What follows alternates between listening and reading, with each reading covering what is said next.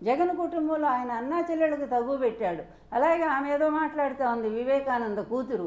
వీళ్ళు ఎప్పుడో తెలుగుదేశం చంకెక్కారని అందరికీ తెలుసు, లోకమంతా తెలుసు. అమ్మా సునీతమ్మ, ఈరోజు మీరు కొత్తగా చెప్పేది ఏమీ లేదు. మీ భర్త తెలుగుదేశంతో అంటగాగుతున్నాడు అనేది అందరికీ తెలిసిన విషయమే. ఆ రోజు వివేకానంద గారిని కూడా రానియకుండా మీరు అడ్డుకొని ఆయన్ని కాంగ్రెస్ పార్టీలో ఉంచారు. విజయమ్మ గారి మీదే పోటీ చేసిన సంగతి తెలుసు. అయినా జగన్ గారు మంచి మనసుతో బాబాయ్ అని చెప్పి ఎమ్మెల్సీ ఇప్పిస్తే ఇదే తెలుగుదేశం వాళ్ళు అతన్ని ఓడించిన సంగతి ఇంకా తెలిసి కూడా కావాలని ఈరోజు మీరు పోటీ చేయడానికి తెలుగుదేశం మీకు సపోర్ట్ ఇస్తుందని చెప్తే, లేదా అతను డబ్బులు ఇస్తూ ఉంటే మీరు ఇష్టం వచ్చినట్టుగా ఈరోజు ఒక కుటుంబ సభ్యులయ్యి ఉండి కూడా జగన్మోహన్ రెడ్డి గారి మీద ఇలా మాట్లాడుతున్నారంటే సిగ్గుపడాలమ్మా, సిగ్గుపడాలి.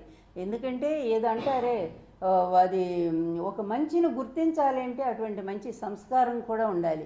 వీటన్నిటికీ ఈ దుర్మార్గపు చర్యల వెనక ఎవరున్నారు అంటే చంద్రబాబు నాయుడు.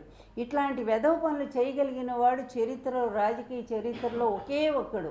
వ్యవస్థల్ని మేనేజ్ చేయగలిగిన వాడు, న్యాయ వ్యవస్థ అయినా సరే, అదేవిధంగా ఈడీ అయినా సరే, సిబిఐ అయినా సరే, ఇంకా ఏ వ్యవస్థ అయినా సరే అతను తన మనుషులను పెట్టుకుంటాడు. అలాగే ఏ పార్టీ అయినా సరే, బీజేపీలో ఇతను కోవర్ట్లు ఉంటారు, కమ్యూనిస్టుల్లో ఉంటారు, ఏ పార్టీలు కాంగ్రెస్లో ఉంటారు. ఇతను అన్ని పార్టీలు అవసరం కొద్ది పార్టీలన్నీ మార్చుకుంటూ ఉంటాడు, అవసరం కొద్ది అవకాశవాద పొత్తులు పెట్టుకుంటూ ఉంటాడు. ఇలాంటి నీచ నికృష్టుడి పంచన చేరి ఈరోజు నువ్వు ఇష్టం వచ్చినట్టుగా ఒక మంచి సామాజిక న్యాయంతో ఒక సామాజిక విప్లవాన్ని తీసుకొచ్చి అన్ని కులరహితమైనటువంటి ఒక గొప్ప సమాజాన్ని ఈరోజు ఒక గొప్ప సంస్కర్తలాగా అందిస్తున్నటువంటి జగన్మోహన్ రెడ్డి గారిని మాట్లాడటానికి కొంచెం మంచి మనస్సు ఉండాలి, మంచి ఆలోచన ఉండాలి, మంచి సంస్కారం కూడా ఉండాలి. కానీ అవేవి మీ ఇద్దరికి కూడా కనపట్లేదు. ఎంత ఒక రాజకీయ నాయకుడిని నువ్వే చెప్పుకుంటా ఉన్నావు.